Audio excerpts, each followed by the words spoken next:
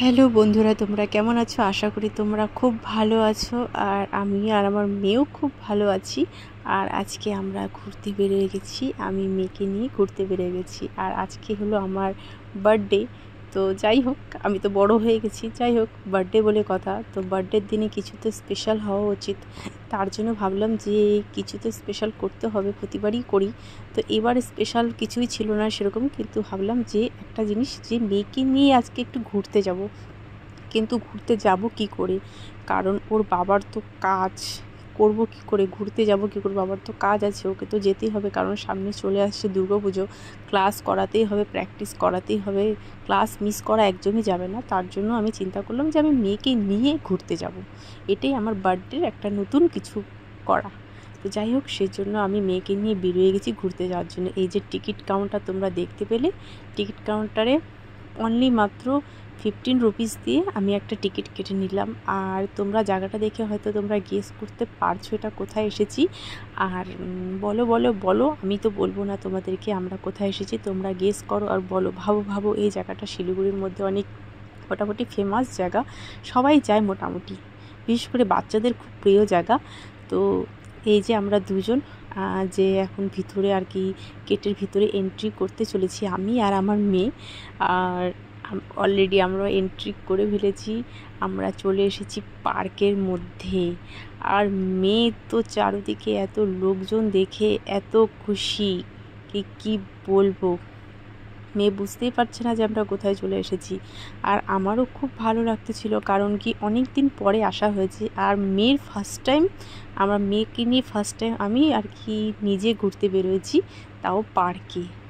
তো তোমাদেরকে আমি বলে দিচ্ছি এটা কোথায়, তোমরা বুঝে গেছো আশা করি। তো তোমাদেরকে আমরা বলে দিচ্ছি যে এটা আমরা এসেছি সূর্যসন পার্কে। এটা আমরা এসেছি মানে আমি আর আমার মেয়ে। তো এই যে দেখো আমার মেয়েকে, এই গাড়িগুলো কিন্তু সম্ভবত বড়রাই চড়ে, বড় বাচ্চারা দেখতেই পাচ্ছ পিছনে বসে, ও বসেছে। অবশ্য ওকে আমি ধরেছি, কিন্তু ও একটুকু ভয় ডর নেই, একটুকু কান্নাকাটি নেই, উল্টা খুশি হচ্ছিল খুব। তো মেয়েটা একটু রিস্ক ছিল, বাট আমি একটু আর কি ওকে জাস্ট বসিয়ে একটু ধরে রেখেছিলাম, কারণ কি বাড়িতেও এরকম ও গাড়িতে বসে, সেজন্য ওর অসুবিধা হচ্ছিল না বসতে, তার জন্য ওকে আমি বসিয়েছিলাম। ও ভয় পাচ্ছিল না। তো জাস্ট বসে তোমাদেরকে আমি একটু দেখাচ্ছি যে দেখো মেয়ে বসেছে। মেয়ে যদি কান্নাকাটি করতো তো আমি নামিয়ে দিতাম। তো যাই হোক, মেয়ে কান্নাকাটি করছিল না, মেয়ে প্রচণ্ড বড় পরিমাণে বড় খুশি হচ্ছিল। তো আমারও খুব ভালো লাগছিল। আর সত্যি পার্কে এসে আমি মেয়েকে নিয়ে যে এইভাবে আসতে পারবো সেটা আমি কোনোদিন ভাবতে পারিনি। তো এটাই আমার নিজের কাছে নিজে ছিল অনেক বড় একটা সারপ্রাইজ, যে আমি মেয়েকে নিয়ে, আমি আর আমার মেয়ে দুজন মিলে পার্কে ঘুরতে এসেছি।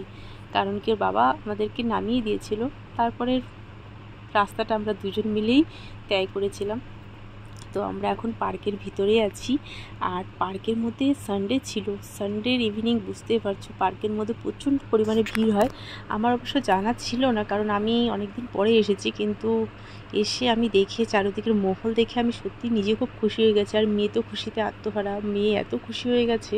তো আমার মেয়ের এই খুশি দেখে আমার খুব ভালো লাগছিলো, যে আমার যাক এই পার্কে মেয়েকে নিয়ে আসাটা আমার সার্থক হয়ে গেছে। আর মেয়েকে এখন আমি চেয়ারের উপরে, মেয়ে নিজে নিজেই চেয়ারের উপরে দাঁড়িয়ে পড়ছে। আর এখানে চলছিল কালচারাল প্রোগ্রাম, আমি যেতে চাচ্ছিলাম, বাট মেয়ে ওখানে কমফোর্টেবল হবে কি না সেই জন্য আমি যাইনি। তো তোমাদেরকে সেজন্য আমি কালচারাল প্রোগ্রামের যে কিছু দৃশ্য বা সিন সেটা দেখাতে পারছি না। আমি মেয়ের কিন্তু, হ্যাঁ আমার মেয়ের বদমাশি তোমাদেরকে দেখা দেবো। ও কিন্তু চলে যাচ্ছে, ওর দুষ্টামি চলে যাচ্ছে, ও বদমাশি করে যাচ্ছে ননস্টপ, ওর কোনো সে ছিল না, ও ওর মতন বদমাশি করে যাচ্ছিলো। আর এই যে দেখতে পাচ্ছ এখানে একটা ছোট্ট বেবি ছিল, যার ছিল সেম এজ এক বন্ধু, কিন্তু ও বন্ধুকে দেখে বন্ধুর সাথে দোলনায় বসবে না, ও একাই বসবে। তারপরে আমরা, সন্ধ্যা হয়ে গেছে তাই আমরা ওখান থেকে বেরিয়ে গেলাম, ভাবলাম যে বাড়ির দিকে যাওয়া যাক। তারপর ফাউন্টেন দেখে তো মেয়ে এত খুশি হয়ে গেছে, মেয়ে ওখান থেকে আসতেই চাচ্ছিল না। কি করব বুঝতে পারছি না, মেয়েকে আমি আনতেই পারছিলাম না যে আমি বাড়ি যেয়ে বেরোবো, তো সেটা আর হচ্ছিল না।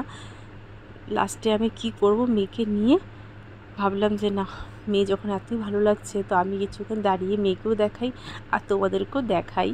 তো তোমরা দেখতেই পাচ্ছ ও খুব আনন্দ যে করছে, ও যে খুব এনজয় করছিল। শেষে একটা বসার জায়গা পেয়ে মেয়েকে আমি বসিয়ে দিলাম, আর ও বসে আরও বেশি খুশি হয়ে গেছে। মনে হচ্ছে ও জলের মধ্যে নামবে। যাই হোক, ফাইনালি আমাদের পার্ক ঘোরা শেষ। আর আমরা গিয়েছিলাম সূর্যসেন পার্কে, শিলিগুড়ি সূর্যসেন পার্ক, যেটা সবারই চেনা। তো দারুণ দারুণ মজা করেছি আমি আর মেয়ে, সেটা বলার কিছু নেই, দেখতেই পাচ্ছে। এবার চলে এসেছি আমরা হলো আমাদের ক্লাসে, যেটা অনেক দিন পরে এসেছি। ক্লাসে ঘোরাও হয়ে গেল আমাদের। আর সব শেষে চলে আসলাম বাড়িতে, আমার শ্বশুর বাড়িতে। তো সেখানে আমার ছোট্ট করে বার্থডে সেলিব্রেট করা হয়েছিল। তো বুঝতেই পারছো, বার্থডে বলে কথা, বার্থডে গার্ল। তো যাই হোক, আমার মেয়ের এখনও 1 বছর হয়নি, তার জন্য মেয়েকে নিয়ে আমি তাও বসেছিলাম বার্থডেতে কেক কাটার জন্য। তো মেয়েকে দিয়ে কেক কাটাবো না, কিন্তু মেয়ে প্রচণ্ড পরিমাণে খুশি। তো আমারও খুব ভালো লাগছিল যে আমার এটা ফার্স্ট বার্থডে, মেয়ের কাছে আমার মার ফার্স্ট বার্থডে। তো আমার এক্সাইটমেন্টটা খুব বেশি ছিল। আর মেয়েরটা কতটা সেটা তো আমি বুঝতে পারছি না, কিন্তু হয়তো ও খুব হ্যাপি হয়েছিল, এতটুকু আমি গেস করতে পারছি। তো যাই হোক, আমাদের বার্থডেটা মানে আমার বার্থডেটা এইভাবে করেই কেটে গেল। দেখতে পাচ্ছ আমাদের কেক কাটিংও হয়ে গেল। আর কেকটা তো দারুণ ছিল, কেকটা যেমন দেখতে সুন্দর ছিল সেমনি ডিলিশিয়াস এর টেস্ট ছিল। তো খুব সুন্দরভাবে আজকের দিনটা কেটে গেল। তো তোমাদের কেমন লাগলো আমাকে কিন্তু নিশ্চয়ই কমেন্ট করে জানাবে। আমার তো খুব ভালো লেগেছিল। আর আমার খুব ভালো দিনটা, সময়টা খুব ভালো গিয়েছিলো। তো ভাবতে পারিনি যে আমার বার্থডেটা এভাবে এত সুন্দর কাটবে। তো যাই হোক, সব কিছু মিলিয়ে খুব সুন্দর। আর সবথেকে আমি হ্যাপি, আমার মেয়ে এত হ্যাপি ছিল দেখে আমি সবথেকে বেশি হ্যাপি হয়েছিলাম। তো এইভাবে করে আমাদের আজকে বার্থডেটা কেটে গেল। তো তোমাদের কেমন লাগলো বন্ধুরা, তোমরা কিন্তু আমাকে জানাতে কিন্তু একদম ভুলাবে না। আর সবাই কিন্তু আমাকে বার্থডে উইশও করে দিও। তো তোমাদের সাথে এইভাবে আমার দেখা হতে থাকবে। আর খুব তাড়াতাড়ি মেয়েরও বার্থডে আসছে।